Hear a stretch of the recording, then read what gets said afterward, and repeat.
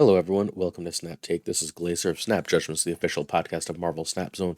We got a lot to get to today. We have two successful Agatha decks for you. Uh, I think Agatha is one of the most fun things to do in the game. I know some people love it, some people hate it. It's really polarizing. But sometimes you just gotta relax and watch and yell at your screen while Agatha plays its 17th straight card into Death's Domain. And sometimes you've got to just giggle when Agatha plays herself and it wins you the game, and you know your opponent just went, "Oh no, that was Agatha." Like, it's so joyful. I really enjoy it. Before we get there, I'd like to invite you to subscribe if you're willing. It really helps out the channel. It's completely free for you. It helps us grow. We do the biggest giveaways in all of Marvel Snap every single month. We are just wrapping up the giveaways for September, but that means we're just 1 week away from the October giveaway kicking off. So if you like free stuff, sub. If you like great decks that are proven, that are different and interesting, that can help you get infinite, get your infinity borders, climb rank, etc., then this is the place for you. And if you don't want to sub, well, thanks for watching anyway. We greatly appreciate you. If you're willing to help out, we appreciate that too. All right, we picked one more winner from Friday's video. That is Who is Pavan. If you would happily comment here with an email that's separated by like just the username and then separately what the domain is, would help out. There was a winner on Twitter. That winner was contacted there. Again, check your DMs on Twitter. You might have one from me if you commented on Twitter. We also have 7 of our 9 winners from Friday who either didn't reply or replied but didn't give their email. If you want to claim that Loki, please reply, give that email. If you don't reply in the next couple days, I'm literally just going to go through, let's say it's by Wednesday. If I don't hear from you with an email by Wednesday, I'm going to assume you either have the season pass or managed to miss this, and I'm just going to go and pull like more winners, I guess. I don't know. I feel like I would like to actually give away these season passes. Loki is really good, and I know a lot of people want it. So if you claim yours, that's awesome. And if you don't or you already have it, please let me know so that I can try and get the card to people who want/need it. Thanks. Appreciate y'all. All right, deck credits for today. We believe in deck credits on this channel. The first deck is not made by Bootman, but I got it through Bootman. Bootman MSTZ is a phenomenal creator, one of our good friends. He was on the last Snap Judgments podcast, which you can check out on the Marvel Snaps on YouTube.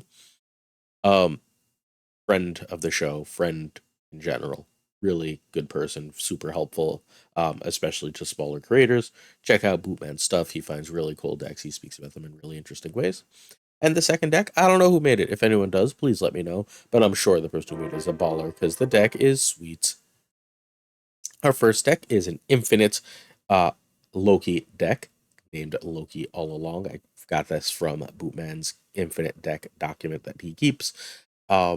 This deck is really cool. It's basically a Loki Agatha deck where you can really mess up opponent Lokis because they are likely to get your Agatha when they Loki you, and that will just wreck their stuff. In the meantime, you've got Loki to either A, get rid of your Agatha. You've also got Lady Sif to get rid of your Agatha, and you've got Wave to get rid of your Agatha. At that point, you're just playing a game of powerful cards, right? You got a ton of really powerful, interesting stuff to do. If you sift away the Agatha, you can Ghost Rider it back. And if you get rid of your Agatha, you can still like Lady Sif, a Devil Dinosaur, a Gamora, a Black Bolt, etc., a Legion, and have a powerful card. Claw is just great in the meta right now. Doom is everywhere again. Alioth is everywhere. Well, Claw is one more power, so if you play Claw in a different lane, you can just overtake that Alioth without ever touching it getting killed. You can overtake that Doom. Works really, really well. Start looking into Claw a little bit more if you're not. You got your Black Bolt stature stuff. Discarding their cards is good, especially because they're very often holding a lot of cheap stuff right now. And Gamora is just like when the game is predictable, a 5/12, and 5/12 is a pretty good stat line. And worst case, you chuck a bunch of these cards with Loki, you get a bunch of cheaper cards because you have Quinjet in your deck. It's great.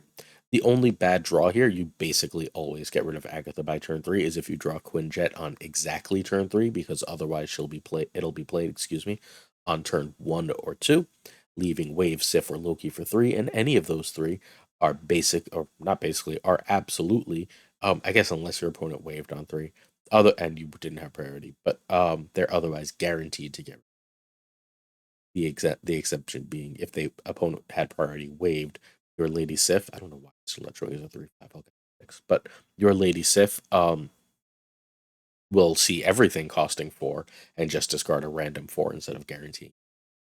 That is the ultimate downside for this deck. It's not a special. All right.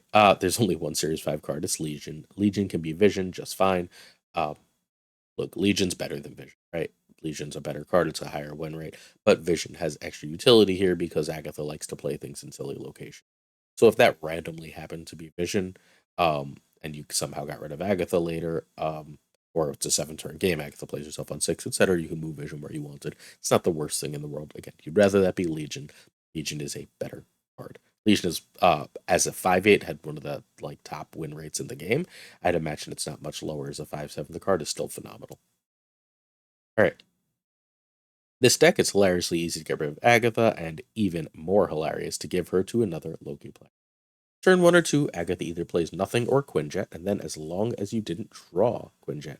I like a snap here if you don't have like any bad locations going into turn 3, because you're going to wave, Sif, or Loki, and any of those 3 are absolutely phenomenal for you. They give you a brand new hand. Loki even has the extra card because Agatha is an extra card in your hand. So you get an extra card out of Loki, and you've only ever played one card by then. Lady Sif, again, all but guaranteed to get rid of Loki. Wave get rid of Agatha. Wave always makes Agatha play herself, and now you have a 14 power turn 4. If Wave, Agatha will play. If Sif, you want a Ghost Rider, and if you don't play Ghost Rider, you're unfortunately going to be a little sad. You can drop your own Loki at that point if you had it. And if it was Loki, I can't give you advice. You play a Loki card. What Loki card? Who knows? Whatever your opponent was playing, right? Turn 5, you want a Bolt or Claw. But if you have her on turn 5, also often a very good play is Wave. There's a lot of decks that Wave on 5 just ruins right now.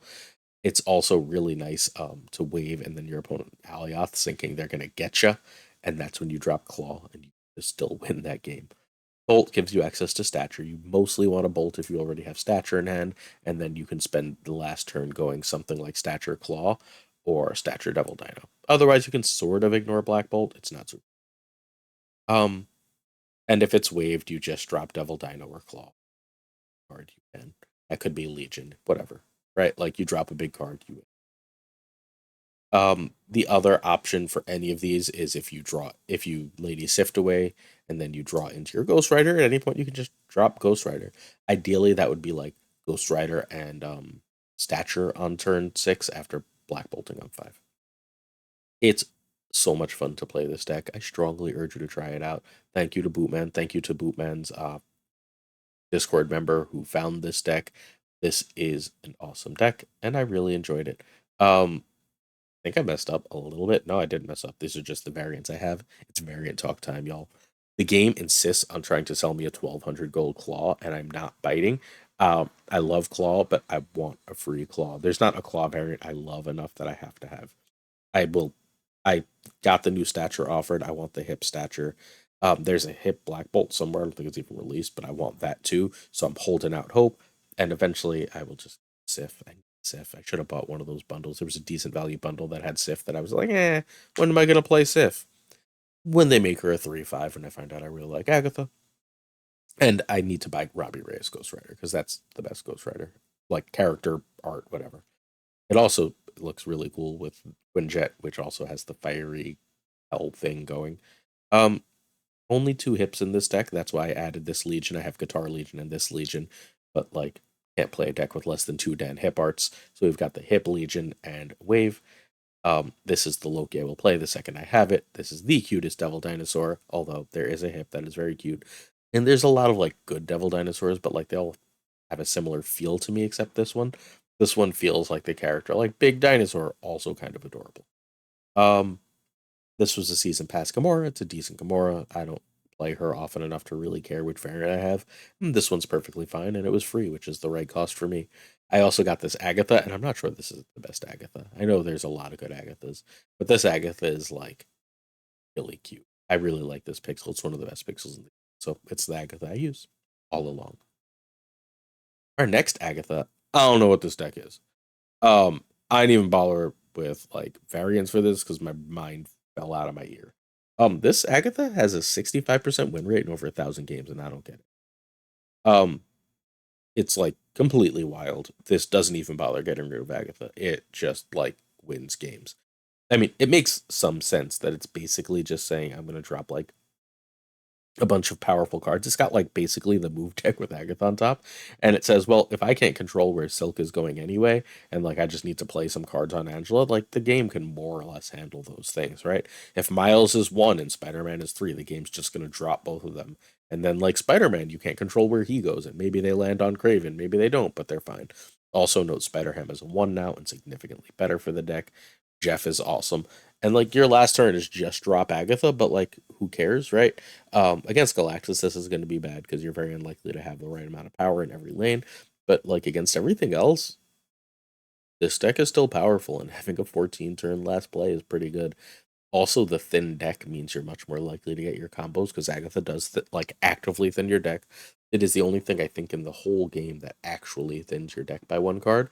So like you're very likely to see Nebula on 1. You'd rather play Nebula on 1 than Nightcrawler or Spider-Ham, but like if you play Nightcrawler or Spider-Ham, it's not like you're sad.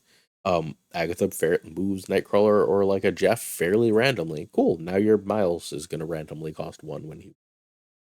There's just a lot of very silly small synergy here, and I can't like the win rate breaks my. I have no idea how because I checked 90 to 100 in Infinite, right? And people care about Infinite now because that's where the like ladder is, and 90 to 100 is where people. That this deck had such a high win rate completely broke my brain. Um, Replacements. I have no idea where it came from, but like the stats are all completely bonkers.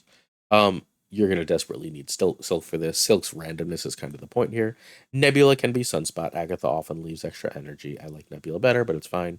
Iceman can basically always be Spider-Ham. Sometimes Iceman is even better, but it's also fun. Like if they Spider-Ham your Agatha, right? Like Agatha's always sitting in that spot where Spider-Ham will hit. Either of those can be Jeff, or you can live really dangerously and try Doctor Strange. One of these spots, Doctor Strange pulling the highest power card is usually going to benefit you with this deck. Not always, but usually going to benefit you with this deck. All right. Um, you just kind of have to hope, right? Like Nebula is the best card you can play on 1, and then if we're lucky, it's Craven or Angela on 2. And like they don't like play cards on top of the wrong spot and they actually play them on Angela. That'd be nice. The other two are Silk. I don't know. This is like where Agatha's most likely to play wrong turn 3, where she's just like, all right, so we're gonna drop in the same location the Nebula that's now not very good, and then Angela. Fine, run for 1 when that happens. The world's not gonna end. Turn 4, you're hoping for Spider-Man and Miles. Again, whatever. Turn 5, I'm voting for Polaris and Jeff or Polaris and Ham. That's totally fine also. And turn 6, Agatha's gonna play. So like anyone who's like Infinite doesn't care about rank. I haven't actually played this one. I played the crap out of the first one. I'm in love with that first deck. Um, I saw this deck's win rate and my brain fell like completely out of my ear. I need someone to play this and be like, I don't know where those numbers came from, but like 1,000 games is like a real sample. So like 65 and 1,000 games is real. We got to try this, and see how it goes. Like we just have to, right? Okay, let's go over this again. We've got the move package, which is the majority of the deck. That is Craven, Nightcrawler, Craven, Nightcrawler, Jeff, Silk, Polaris, Spider-Man, and Captain Marvel with Miles Morales. That's the high majority of the deck. Outside of that, we have 3 just good cards. That's Nebula, Spider-Ham, and uh, Agatha herself. It's actually Nebula, Spider-Ham, and Angela. And then Agatha thins the deck and gives you a very powerful last turn play. And if this deck had 55%, I would not be shocked.